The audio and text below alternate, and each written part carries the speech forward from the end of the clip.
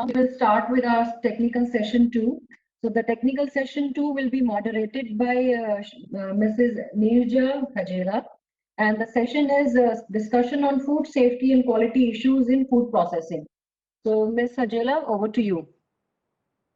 Good afternoon, Vibha. Thank you very much for this opportunity. I must congratulate AgroVision Foundation for this excellent summit. It has been a great learning, and I'm looking forward to moderating this panel discussion. I'm going to stop my video because I think it's hanging because of low bandwidth. So we all know that agriculture is the backbone of the Indian economy. Major part of the population is dependent on agriculture for their living and livelihood, as we have heard today. However, growing crops and selling them in the market is not profitable for farmers. Again, we have heard that. Therefore, value addition becomes very important in agriculture to improve income levels of farmers and make it both affordable, profitable. Food processing thus plays a very important role in increasing both the farmers' income and also ensuring employment in rural areas. AgroVision Foundation, which was established in 1915, helps farmers increase knowledge and understanding of new technologies, innovation for better farm produce by organizing workshops, training, farm visits, so that they are able to sustain themselves better. Having said that, every new technology or innovation comes with its own challenges of ensuring quality, palatability or taste, and safety. So we all know that food is a major determinant of health, nutritional status, and productivity of the population. And therefore, it is essential that the food we consume is wholesome and safe. Unsafe food can lead to a large number of foodborne diseases, and globally, foodborne illness is a major public health concern. Foodborne illness can not only result in death, but can also negatively impact trade and tourism, lead to unemployment, litigation, and also impede economic growth. And therefore, food safety and quality has gained worldwide significance. Food safety issues are becoming increasingly important in India, not just because of the global pressure of the World Trade Organization, a monitoring agency in this, but the increasing demand for better quality food by the consumer.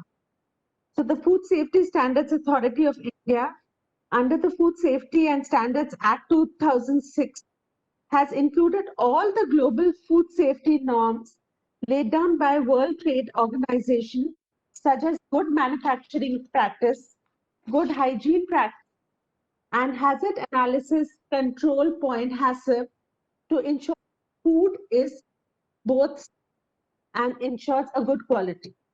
Initially, in foods were regulated by different legislative orders and acts, but now they have been consolidated into one cohesive act, and the government, regulators, and manufacturers are all driving this food safety movement, and therefore the process is becoming more streamlined and effective.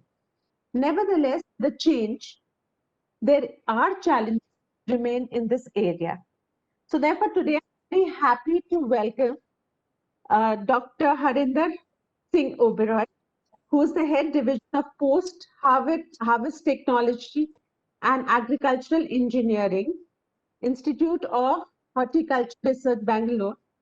Dr. Ruby, Director Standards, Food Safety and Standards Authority of India, and Dr. Raghav Rao, former Director, Central Food Technology Research Institute, Mysore, to discuss and focus on food safety and quality issues in food processing.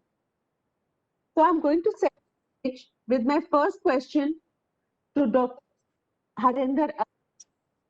Dr. Arora, though the government has taken many measures to ensure food safety, we still encounter adulteration in many foods. Dr. Harinder Arora, though the Harinder Singh government has Oberoi. taken- Hello, He's Dr. Dr. Harinder Singh Singh Oberoi. Oberoi. Yes. Though the government has taken many measures to ensure food safety, we still encounter adulteration in many foods like milk and now in honey. How does one overcome adulteration in foods? Well, thank you, Dr. Nirja. I'm not going to switch on my camera because of the low bandwidth in my case as well. In fact, I had to shift Yes. from my computer to my mobile. Yes. What has happened is, in fact, we need to have many more food testing labs. We just have about 200 odd labs with 14 national referral laboratories. We need to have many more, maybe about 5 times more number of labs all across the country for testing of adulterants as well as contaminants. And these labs could be set up, say, in private public mode or through government support or some by the private companies themselves. And this is very important because adulteration per se or contamination per se cannot be controlled only by a regulatory agency like FSSAI.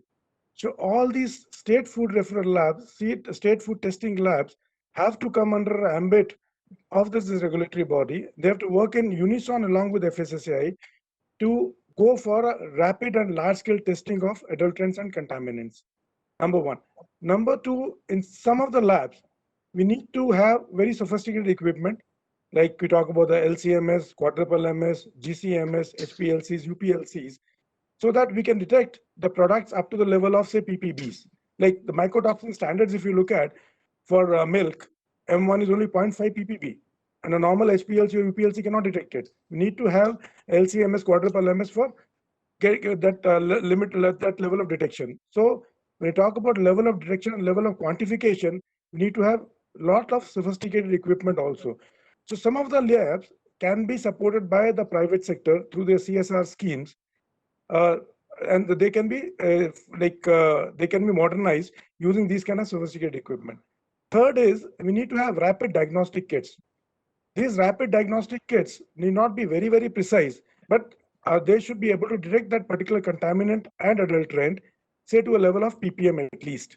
So if we have some kind of a portable and a rapid detection kit, which can be hooked on, which can be placed in the mobile food testing labs, which have been promoted by FSSAI, they presently have about 53 such mobile testing vans operating in the country. We need to have many more of them. So they can be just put in those vans, and those vans can go to various places, even the sabji mandis or the meat shops or the chicken mandis or fish markets. They can pick up the samples, do the processing in the lab itself in that mobile van, and then use the rapid detection methods for analyzing them. I think we need to strengthen this system, and this can only be done if all the state food safety referral laboratories, all the private sector laboratories, public sector laboratories, they synergize with each other, they work in unison. And as a regulator, FSSAI has to be very strict with the regulation in the sense that there has to be very severe punishments for those who are basically perpetrating or who are deliberately adding such kind of adulterants into the food items, because you're playing basically with the health of the general public. And as far as the contaminants are concerned, which come through water, say the pesticide residues or the other the dyes, the colors, they also need to be tested at a level, and we need to also sensitize the public sector institutions to come out with like our institute has come out with one Herbie wash, which is able to get rid of most of the pesticide residues just in about 10 minutes or so. Just thorough washing with that chemical, and that's totally organic in nature. So a lot of such things, electrolyzed water, ozone. So these things have to be set up right at the farmer's field or at the production center, so that these kind of contaminants can be they're not adulterants, they're not being added, but through the process, like pesticides are being sprayed on the fruits and vegetables largely, and certain weedicides and fungicides are also sprayed. So they become a part of the food chain. So that getting rid of those contaminants is also very, very important. Those, I think, if we all work together in unison, I think we'll be able to come out with some solution. And as I said, we need to modernize our labs. We need to have many, many more labs. And we also need to sensitize the food processors, the producers, that they're not only playing with the life of the general public, they're playing with their own lives also, because ultimately, who knows that they might also be consuming the same food which they're adulterating. So this sensitization capacity building program, which are already being done by FSSAI, but it has to be done at large scale along with other state government departments as well as the central government departments. So you think industry can play a major role in also helping to keep the quality of the food? Sorry, say again? I said, so industry would also require to play a very important role in ensuring the quality of the processed food. Yeah, industry, in fact, industry, it's high time that we have these industry institute collaborations. Industry, in fact, to be honest to you, I would not mince words in saying that there is a big disconnect between industry and academia in this country, especially in food processing. Though we have some projects being funded by industry in software development, programming, and all that, in food processing, the industry's investment is very, very low. I think the industry has to work in sync with the institutions. I'll give you a small example in case of biopolymers or biopackaging. There's a company in Noida which has developed bioplastics, and they are able to pack pomegranate mangoes. They're able to export that also. They're able to create some amount of modified atmospheres in that, which has helped in extending the shelf life of such fruits. So those fruits are being exported from India to various countries, including as far as United States. But when we talk about the smaller fruits, which have to be put in punnets or trays, say like jamun, grapes, strawberries, raspberries, we don't have any technology because we need thermostability, we need thermosealing. Now, a scientist in a horticulture agricultural research institute understands the physiology. He or she understands the biochemistry. He or she knows the respiration rate of those fruits, vegetables, and also knows that what is the compatibility in different kind of packets. So if industry can come along with the institute and develop such kind of products together, I think it'll be a big boon for the industry as well as the country, because the country now needs the packaged products, the processed products, which are healthy, safe, and nutritious. So this is just a small example I've given you. That is the way we can extend shelf life and also use the bioplastics, which are easily biodegradable. Biodegradable. And the second thing is we need to work on, again, I would say that industry has to come on the same platform as the institutes are. In India, we don't find intelligent packaging. Intelligent packaging is one of the packaging methods which connects very well with the consumer. The moment the consumer sees that there's a change in color of a dye or color of a barcode or a particular tag, you get to know that the food has gone bad. It could have been spoiled because of the physiological damage. It could have been spoiled because of the microbial spoilage. It need not be only food pathogens, but even if you have a high concentration of yeast and lactobacillus or the other bacilli in it, they also lead to spoilage. They may not be toxic, but there's a change in flavor, there's a change in taste and odor of the food. So this is where, I mean, the research in this country has to take place, and it's nearly impossible for the private sector to do all the R&D on their own, because they are not meant for doing all the R&D, because R&D requires huge investments, R&D requires a lot of people, and the institutes are already surplus. The institutes under CSIR, ICR, ICMR, they are there in the country to support such kind of endeavors. The only thing is we need to develop very strong linkages to do that.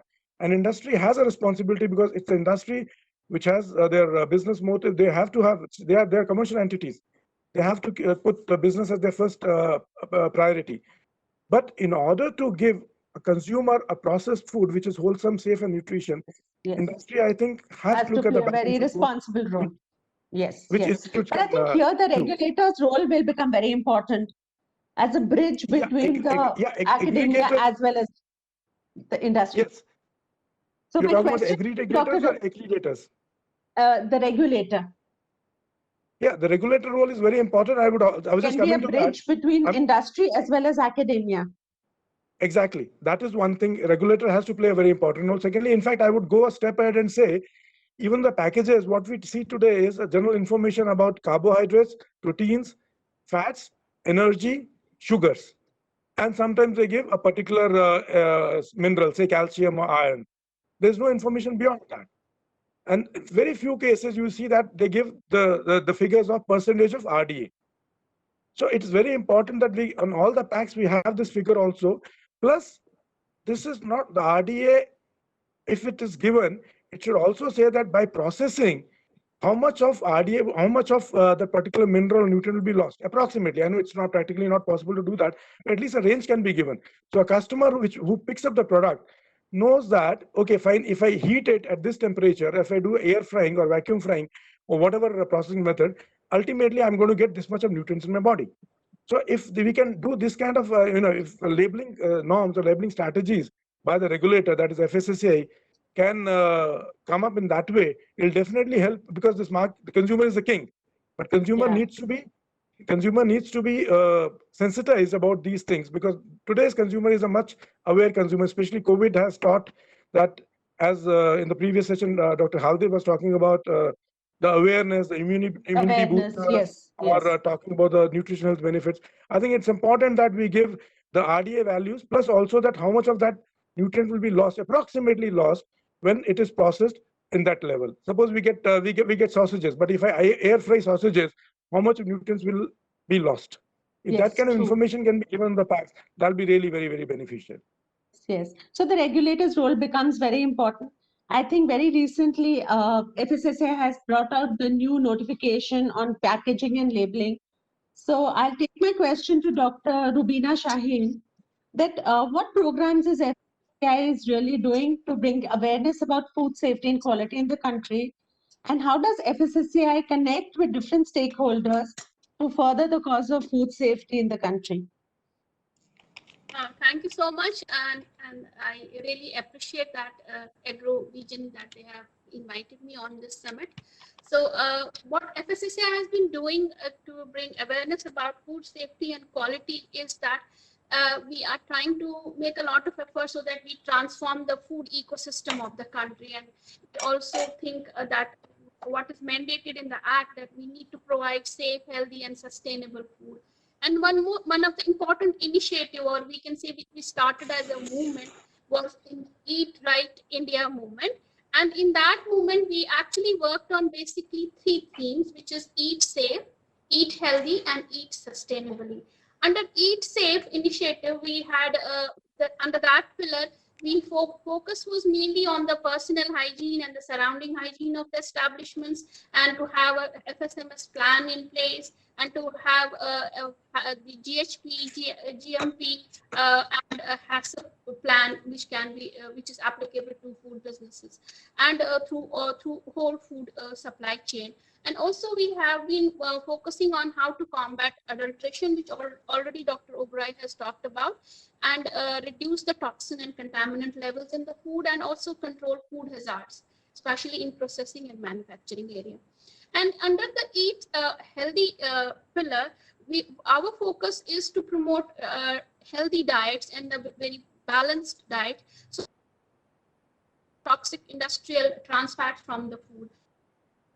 The most important issue is fat to 2% from existing 5% in all food products, where the oils and vanaspati and all partially hydrogenated oils are used, and also focusing on reducing the consumption of salt, sugar, and saturated fats. So this has been largely promoted, and also we are also fortification of the staples so as to address the micronutrient deficiency. Under the third pillar, we are working on the eat sustainably. So in that case, that is basically an issue of addressing the issue of food where we are focusing more on local and traditional and seasonal foods which are being locally produced, prevent food loss and food waste, also conserve water for food value chain, and also reduce the use of chemical in food production. So we are going more towards the organic and all. And also use some safe and sustainable packaging, which Dr. Oberoi was saying, that they are producing biodegradable plastics and preferring paper packaging rather than using that plastic, which can be hazardous both to the human as well as to the environment. So this is how we are actually doing our awareness part from the food safety point of view.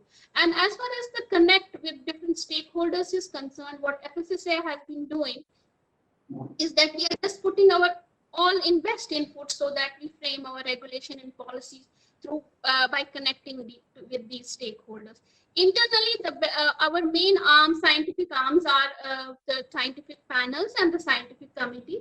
Presently, we have 21 scientific panel where we have uh, uh, uh, 10 panels are looking at food commodities, and whereas 11 panels are all going around all across the whole all other panels, and where they look after the mainly on the concerns of pesticides, antibiotic residues, and other issues related to food. And the scientific body which will vet all and recommendations that are being given by these scientific panels, and while these scientific opinions are later on approved by the food authority, and that can be utilized for setting up of new standards or revising the previous standards or setting or developing any other food safety policies. So then another thing, in addition to that, FSS has also been trying to establish a network of research and academic institutions under who are working in the area of food and nutrition, and this network is referred to as NETSCOPAN, that is Network for Scientific Cooperation for Food Safety and Applied Nutrition. Under this net, 8 broad groups, and each group is being led by a lead institution, which is actually these institutions under ICAR or CSIR and ICMR institutions, which are actually working with them. And these lead institutions have identified their partner institutions who will be working in collaboration with FSSAI to get our data regarding whatever we require, any food safety issue that can arise or any emerging risk that is arising in the food sector. We need to have a data for that so as to give a scientific opinion on that. We will be working with institutions to have a complete risk assessment setup. And in addition, beside that, we have again created one more network that's called NetProFan, which is a network of professional bodies and experts who are working in the area of food, nutrition, and public health. And they can help us to contribute in improving the status of food safety and nutrition in the country. So FSA have been trying to bring all these professional associations like Indian Dietetic Association, Nutrition Society of India, Indian Medical Association, and Indian Association of Culinary Association, Food Technology and Scientist Association, and Indian Public Health Association. All these associations are working in collaboration together with FSSAI and contributing in the field of nutrition as well as in the area of fortification, which is again we have taken up. Thank you, Dr. Rubina. That was, so we know that FSSAI has been doing a lot. And the last 5 years, we've seen the significant change in the way we look at food. I have seen consumers looking at product labels and trying to understand what they are really consuming. So there has been a significant change. And I think also the labeling has changed compared to just 5 years back, how it was. So I think there's a lot of movement in this area. So I'm just going to shift gears now. And my question is to Dr. Raghav Rao, who is the former director of the Central Food Technology Research Institute, Mysore. So while we're talking a lot. Yeah, it looks like that. So Raghav, you can continue then. We can continue. Yeah, good afternoon. At the outset, I thank the organizers for giving me this opportunity. So pandemic is a very bad situation, and the organization of this conference is very, very timely and very much in need of the hour. If you look at the situation, people of all sectors, growth and development of all over the world, not only in India, are very much affected by this very, very big accident called COVID.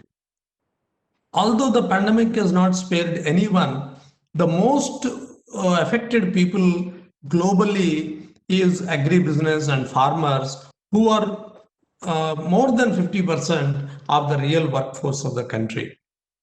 Of course, just before the pandemic, there was a global slowdown. So that's why the situation has become from bad to worse.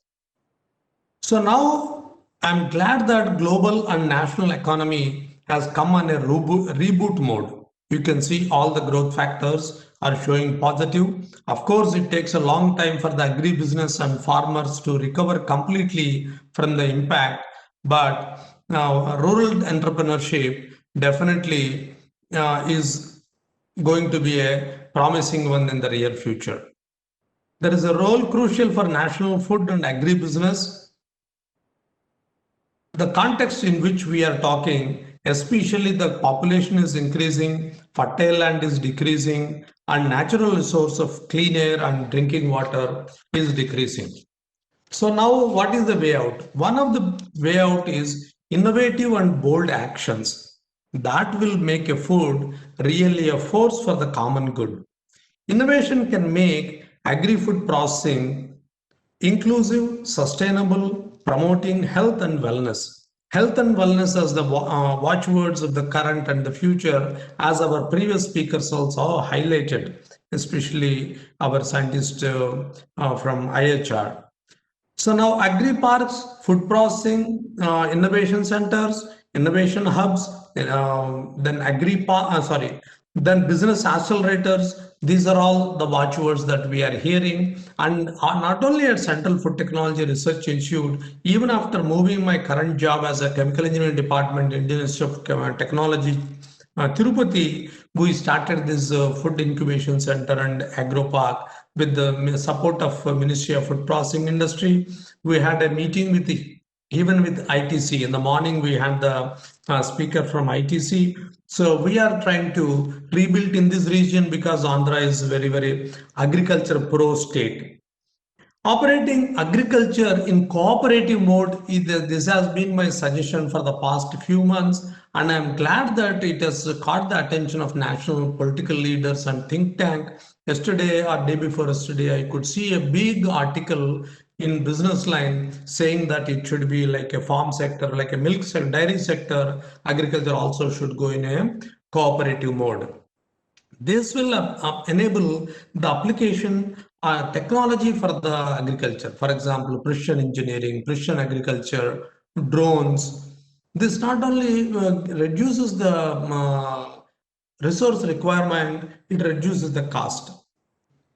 So now 40% of the global land is degraded. So that's why immediately technological innovations are required to attend these problems, these challenges on a war footing. Globally, almost 2 billion do not have enough safe food at the moment, suffer from malnutrition, that is the hidden hunger. 700 million suffer from hunger by lack of food security. That means they are fasting almost.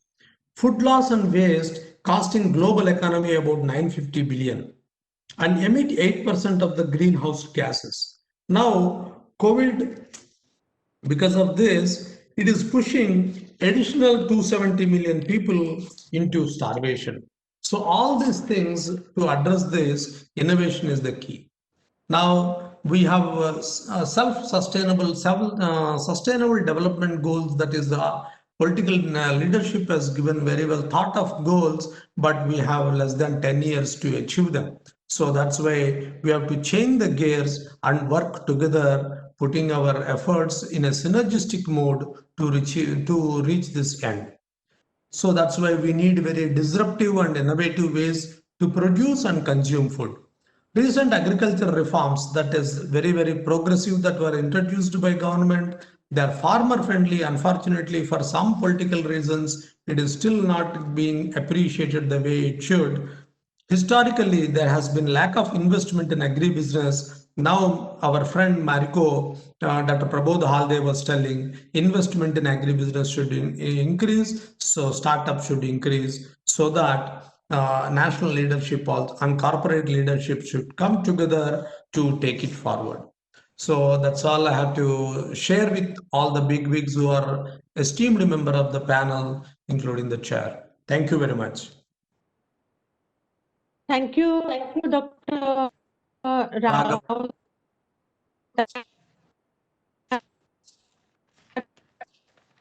Unfortunately, you're not audible. Neerja, you're not audible. Can you switch off your video and then ask a question? Am I audible? No, you are breaking in, Neerja. Neerja, can you please send me a question for our next speaker so that I can ask the question? Yeah, maybe without losing time, I may pass the mic to next speaker. Yes. Mr. Kekre? Thank you.